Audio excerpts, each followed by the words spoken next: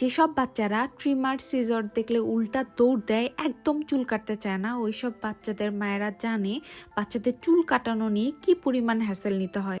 বাংলাদেশে যতবার চুল কাটাইছি, বাসায় স্যালনের লোক এনে চুল কাটানো হয়েছে, তারা থাকে প্রফেশনাল, সো চুল কাটা নিয়ে এত বেশি প্রবলেম হয়নি। বাট এখানে এসে আমরা দুইজন মিলে কোনোভাবেই তার চুল কাটাই দিতে পারি না, আর স্যালনের লোক এখানে নিয়ে আসাও পসিবল না।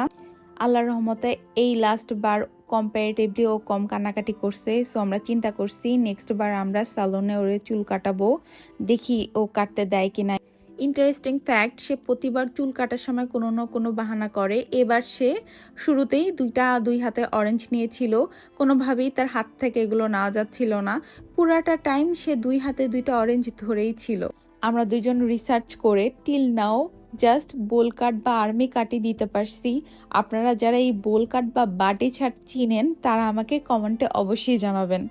আর আপনাদের বাচ্চাদের যদি কারো কোনো এরকম চুল কাটা নিয়ে কোনো এক্সপিরিয়েন্স থাকে অবশ্যই আমার সাথে শেয়ার করবেন। মম্মি অ্যান্ড বেবি টিপস আর মজার মজার ভিডিও দেখতে follow my page and subscribe my YouTube channel. Thank you.